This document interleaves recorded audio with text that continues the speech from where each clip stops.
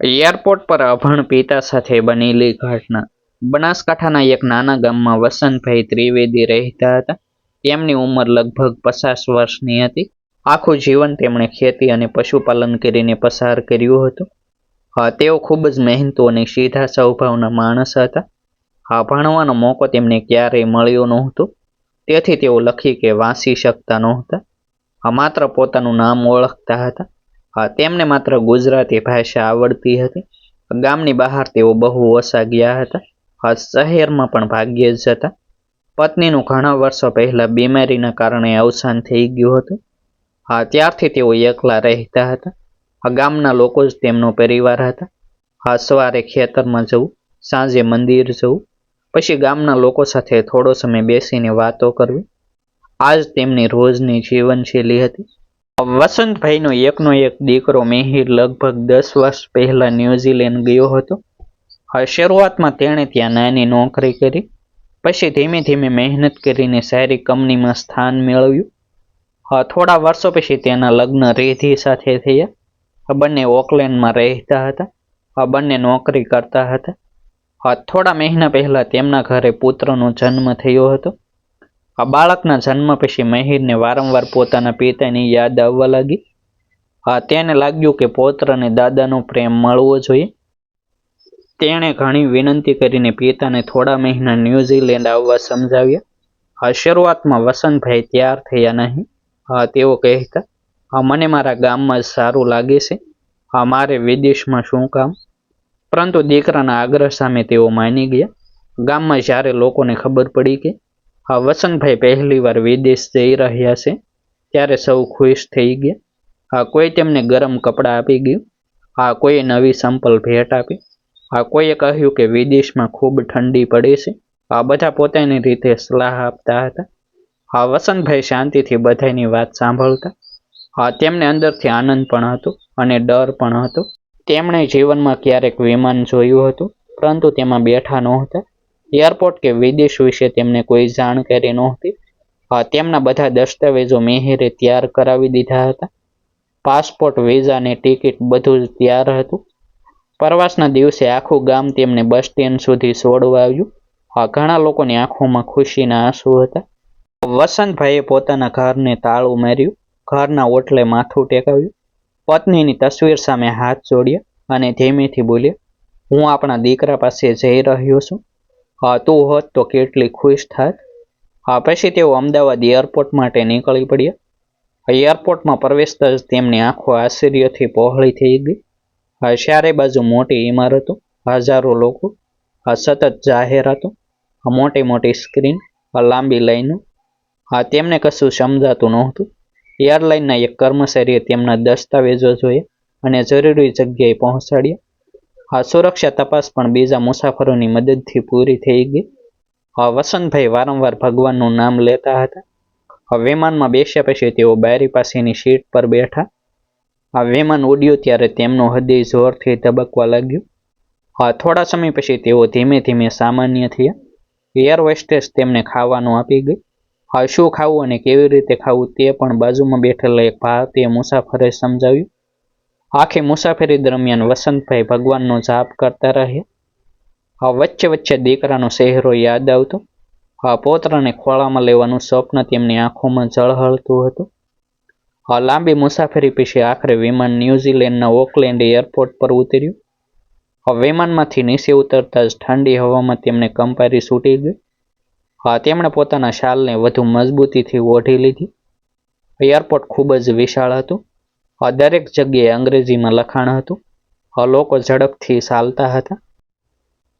કોઈ તરફ જોતું પણ નહોતું.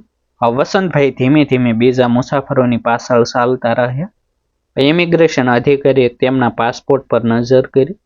થોડા સામાન્ય પ્રશ્નો પૂછ્યા. વસંતભાઈ સમજી શક્યા નહીં. પરંતુ અધિકારીએ તેમના દસ્તાવેજો જોઈને પ્રવેશની મંજૂરી આપી દીધી. પછી તેઓ પોતાનો સામાન લઈને બહાર આવવાના દરવાજા સુધી પહોંચી ગયા. બહાર નીકળતા જ તેમની નજર ભીડમાં દીકરાને શોધવા લાગી. તેમને પૂરો વિશ્વાસ હતો કે મિહિર હસતો હસતો સામે ઊભો હોય છે. પરંતુ ઘણી મિનિટો પસાર થઈ ગઈ. દીકરો ક્યાંય દેખાયો નહીં. તેમણે ફરી આસપાસ જોયું. દરેક માણસ તેમને અજાણ્યું લાગતું હતું. તેઓ એક ખૂણામાં ઊભા રહી ગયા. થોડી વાર પછી નજીકની ખુરશી પર જઈને બેસી ગયા. સમય ધીમે ધીમે પસાર થતો રહ્યો. મુસાફરો આવતા રહ્યા, પોતાના સૌજનોને મળતા રહ્યા, ખુશીથી ગળે મળતા રહ્યા. થોડા સમયમાં આખો હોલ લગભગ ખાલી થઈ ગયો, પરંતુ વસંતભાઈ હજુ પણ ત્યાં જ બેઠા હતા. મિહિરે ભારતથી નીકળતા પહેલા પિતાને એક મોબાઈલ આપ્યો હતો, પરંતુ વસંતભાઈને તે ચલાવતા આવડતું નહોતું. તેમને માત્ર એટલું જ ખબર હતું કે ખિસ્સામાં મોબાઈલ છે. ફોન કેવી રીતે કરવો તેની તેમને કોઈ સમજ નહોતી. તેમણે એક યુવાનને મોબાઈલ બતાવી મદદ માંગવાનો પ્રયત્ન કર્યો, પરંતુ ભાષા ન મળતા યુવાન તેમની વાત સમજી શક્યો નહીં અને ઉતાવળમાં ચાલ્યો ગયો. વસંતભાઈ ફરી એકલા થઈ ગયા. હવે તેમના ચહેરા પર ચિંતા સ્પષ્ટ દેખાવા લાગી. બીજી તરફ મિહિરની કંપનીમાં એ દિવસે અચાનક મહત્વની મીટિંગ બોલાવવામાં આવી હતી. તેણે વિચાર્યું હતું કે સમયસર મીટિંગ પૂરી કરીને સીધો એરપોર્ટ પહોંચી જશે, પરંતુ મીટિંગ લાંબી ચાલતી ગઈ. તે દરમિયાન તેનો મોબાઈલ સાયલેન્ટ પર હતો. એરપોર્ટ તરફથી આવેલા કોઈ સંદેશા પણ તેણે જોયા નહીં. મીટિંગ પૂરી થઈ ત્યારે તેને સમય જોઈને મોટો આંચકો લાગ્યો. તે તરત જ બહાર દોડ્યો, પરંતુ તે સમયે શહેરમાં ભારે ટ્રાફિક હતો. કાર ધીમે ધીમે આગળ વધી રહી હતી અને મિહિરનું મન ગભરાટથી ભરાતું જતું હતું. એરપોર્ટ પર વસંતભાઈને હવે ભૂખ લાગવા લાગી હતી. સામે ખાવાની દુકાનો દેખાતી હતી, પરંતુ શું માગવું અને કેવી રીતે પૈસા આપવા તે તેમને સમજાતું નહોતું. પાણીની બોટલ પણ ખરીદી શક્યા નહીં. તેઓ માત્ર પોતાની બેગને છાતી સાથે ચાંપીને બેઠા રહ્યા. કોઈ કર્મચારી તેમની પાસે આવીને કંઈ પૂછે તો તેઓ માત્ર સ્મિત કરતા અને ગુજરાતી ભાષામાં જવાબ આપતા.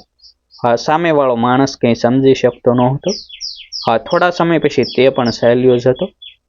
કલાકો પસાર થતા ગયા. વસંતભાઈના મનમાં ડર વધતો ગયો. તેમને એક ક્ષણ માટે એવું પણ લાગ્યું કે કદાચ દીકરો તેમને લેવા આવવાનું ભૂલી ગયો હશે. તેમની આંખોમાં ધીમે ધીમે આંસુ આવી ગયા.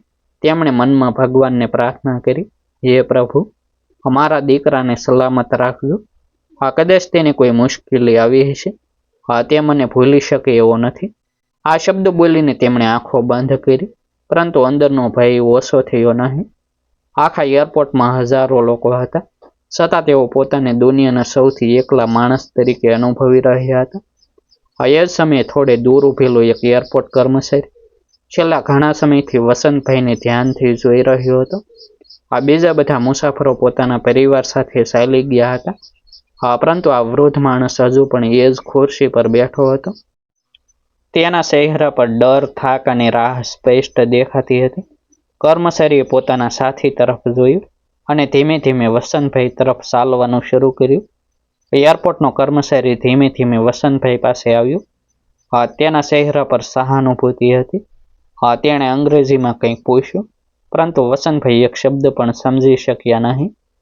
તેમણે માત્ર હાથ જોડીને ગુજરાતી ભાષામાં કહ્યું, મારો દીકરો મને લેવા આવવાનો હતો, હજુ સુધી આવ્યો નથી. કર્મચારીને કંઈ સમજાયું નહીં. તેણે ફરી અલગ રીતે પૂછવાનો પ્રયત્ન કર્યો, છતાં વાત આગળ વધી નહીં.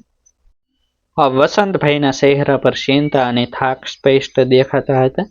કર્મચારીએ તરત જ પોતાના મોબાઈલમાં અનુવાદ કરવાની એપ્લિકેશન ખોલી. તેણે સરળ અંગ્રેજીમાં લખ્યું. એપ્લિકેશને તેનું ગુજરાતી અનુવાદ બતાવ્યું. વસંતભાઈએ ધીમે ધીમે વાંચવાનો પ્રયત્ન કર્યો, પરંતુ તેઓ અભણ હોવાથી વાંચી શક્યા નહીં. પછી કર્મચારીએ મોબાઈલમાંથી અવાજમાં અનુવાદ વગાડ્યો. હવે વસંતભાઈને થોડું સમજાયું. તેમણે ધીમે ધીમે પોતાની વાત કહી. કર્મચારીએ વસંતભાઈનો પાસપોર્ટ હાથમાં લીધો. તેમાં દીકરાનું નામ અને કેટલાક જરૂરી દસ્તાવેજો હતા. સાથે કાગળમાં મિહિરનો મોબાઈલ નંબર પણ લખેલો હતો. કર્મચારીએ તરત જ તે નંબર પર ફોન કર્યો. ઘણી વખત રિંગ ગઈ, પરંતુ કોઈએ ફોન ઉપાડ્યો નહીં. તેણે ફરી પ્રયાસ કર્યો. આ વખતે પણ કોઈ જવાબ મળ્યો નહીં. વસંતભાઈ આ બધું જોઈ રહ્યા હતા. તેમના મનમાં ભય વધી રહ્યો હતો. તેઓ વારંવાર ભગવાનનું નામ લેતા હતા. કર્મચારીએ તેમને શાંત રહેવાનો ઈશારો કર્યો અને કહ્યું કે ચિંતા ન કરો, અમે તમને એકલા નહીં છોડીએ. થોડી વાર પછી કર્મચારી તેમને એરપોર્ટના એક શાંત ખૂણામાં લઈ ગયું. ત્યાં બેસવા માટે આરામદાયક ખુરશી હતી. તેણે પાણીની બોટલ અને ગરમ ચા લાવી આપી. પછી થોડું ખાવાનું પણ આપ્યું. વસંતભાઈએ શરૂઆતમાં સંકોચ અનુભવ્યું, પરંતુ કર્મચારીએ સ્મિત કરીને તેમને ખાવા વિનંતી કરી. વસંતભાઈની આંખો ભીની થઈ ગઈ. તેમણે ભગવાનનો આભાર માન્યો. તેમને લાગ્યું કે અજાણ્યા દેશમાં પણ સારા માણસોની કમી નથી. એ દરમિયાન ત્યાંથી પસાર થતા એક ભારતીય યુવાનની નજર વસંતભાઈ પર પડી.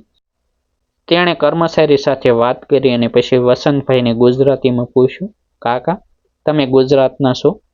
પોતાની ભાષા સાંભળતા જ વસંતભાઈના ચહેરા પર આશાનો પ્રકાશ દેખાયો. તેમણે ઉતાવળમાં આખી વાત કહી દીધી. યુવાનનું નામ અંકિત શાહ હતું. તે ન્યૂઝીલેન્ડમાં ઘણા વર્ષોથી રહેતો હતો. તેણે કર્મચારીને આખી પરિસ્થિતિ સમજાવી. પછી તેણે પણ મેહિરના નંબર પર ફોન કર્યો, છતાં કોઈ જવાબ મળ્યો નહીં. અંકિતે હાર માની નહીં. તેણે મેહિર જે કંપનીમાં કામ કરતો હતો તેનું નામ દસ્તાવેજોમાંથી શોધ્યું. ઇન્ટરનેટ પર કંપનીનો નંબર મેળવ્યો અને ઓફિસમાં ફોન કર્યો. થોડા સમય પછી કંપનીના એક કર્મચારીએ જણાવ્યું કે આજે અચાનક ખૂબ મહત્વની મીટિંગ ચાલી રહી હતી. કદાચ મિહિર હજુ બહાર નીકળ્યો હશે. આ માહિતી મળતા અંકિતે રાહ જોવાનું નક્કી કર્યું. બીજી તરફ મીટિંગ પૂરી થતાં જ મિહિરે પોતાનો મોબાઈલ હાથમાં લીધો. સ્ક્રીન પર ઘણા મિસકોલ અને સંદેશા જોઈને તેના પગ નીચેની જમીન સરકી ગઈ. તેણે તરત જ એરપોર્ટ પર ફોન કર્યો. ત્યાંથી તેને ખબર પડી કે તેના પિતા સુરક્ષિત છે, પરંતુ છેલ્લા ઘણા કલાકોથી તેની રાહ જોઈ રહ્યા છે. આ સાંભળીને મિહિરની આંખોમાં આંસુ આવી ગયા. તેણે તરત જ કહ્યું, હું 10 મિનિટમાં પહોંચી જાઉં છું. પરંતુ શહેરના ભારે ટ્રાફિકે તેની મુશ્કેલી વધારી દીધી. આ તરફ વસંતભાઈનો વિશ્વાસ ધીમે ધીમે તૂટવા લાગ્યો હતો. તેમણે અંકિતને ધીમા અવાજમાં પૂછ્યું, બેટા, અમારો દીકરો મને ભૂલી ગયો હશે? આ શબ્દો સાંભળીને અંકિતનું હૃદય ભરાઈ આવ્યું. તેણે તરત જ જવાબ આપ્યો, ના કાકા, એવો વિચાર પણ ન કરશો. કોઈને કોઈ કારણ હશે, થોડું ધીરજ રાખો. છતાં વસંતભાઈની આંખોમાંથી આંસુ રોકાયા નહીં. તેમણે કહ્યું, અમારો દીકરો એવો નથી.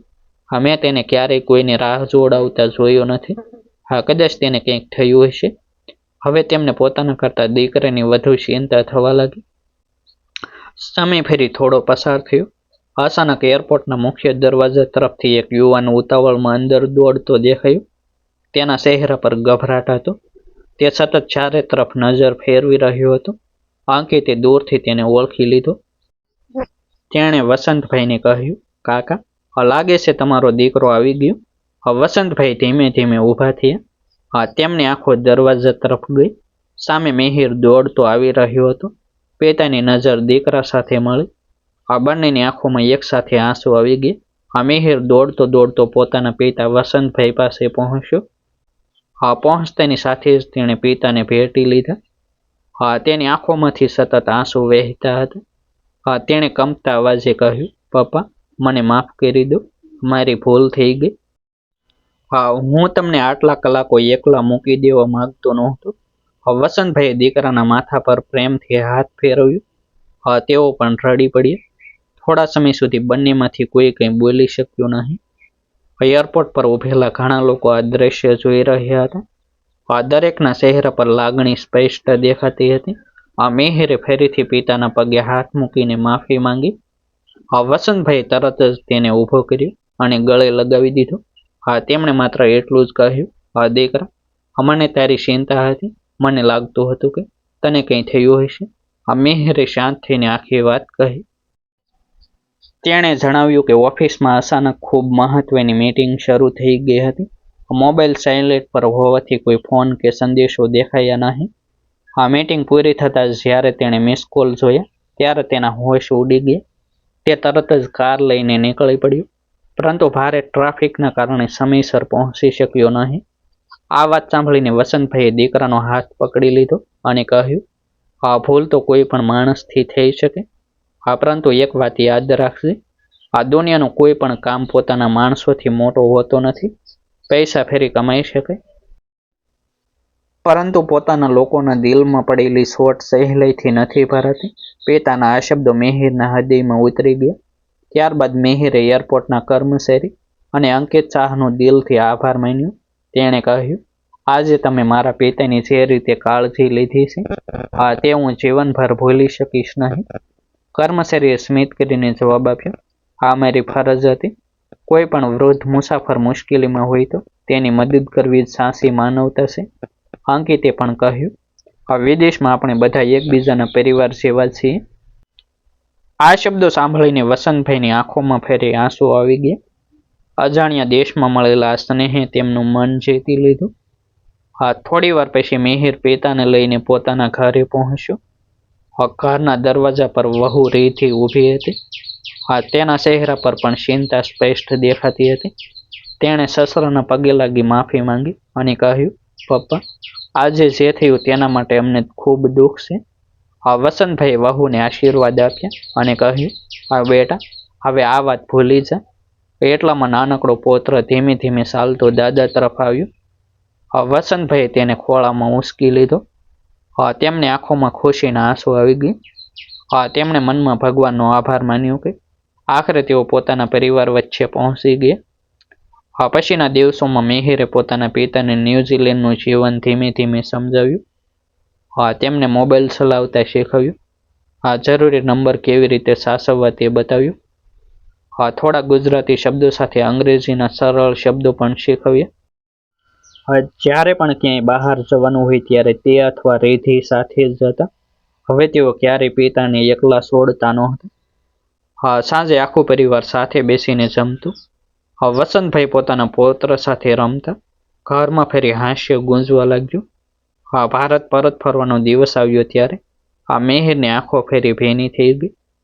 તેણે પિતાનો હાથ પકડીને કહ્યું, પપ્પા, હવે હું જીવનમાં ક્યારેય એવી ભૂલ નહીં કરું કે કામના કારણે પરિવાર પાછળ રહી જાય. વસંતભાઈ હાસ્યા અને બોલ્યા, મને બસ એટલું જોઈએ હતું. યાદ રાખજે, માણસની સૌથી મોટી કમાણી પૈસા નહીં, પરંતુ પોતાના પરિવારનો વિશ્વાસ હોય છે. વિમાનમાં બેસતા પહેલા તેમણે એકવાર પાછળ ફરીને દીકરા, વહુ અને પૌત્રને જોયા. તેમના ચહેરા પર સંતોષ હતો. તેમને સમજાઈ ગયું હતું કે આ દુનિયાના કોઈ પણ દેશમાં જઈએ, કોઈ પણ ભાષા આવડતી હોય કે ન આવડતી હોય, અંતે માણસને સાચો આધાર પોતાના પરિવારનો પ્રેમ અને અજાણ્યા લોકોની માનવતા જ આપે છે. એ દિવસ પછી મિહિરે પોતાના કામ અને પરિવાર વચ્ચે સંતુલન રાખવાનું જીવનનું સૌથી મોટું વસન બનાવી લીધું. ડિસ્ક્લેમર: આ સ્ટોરી સત્ય ઘટનાઓથી પ્રેરિત કાલ્પનિક રજૂઆત છે. પાત્રોના નામ, સ્થળ અને કેટલીક ઘટનાઓમાં ગોપનીયતા તથા કથાનક માટે ફેરફાર કરવામાં આવ્યા છે. કોઈ વ્યક્તિ, દેશ અથવા સંસ્થાની છબીને ઠેસ પહોંચાડવાનો હેતુ નથી. આભાર. ફરી મળીશું એક નવી સ્ટોરી સાથે. વિડીયોને લાઇક અને હાઇપ કરવાનું ભૂલશો નહીં. ચેનલને સબસ્ક્રાઇબ કરવાનું ભૂલશો નહીં.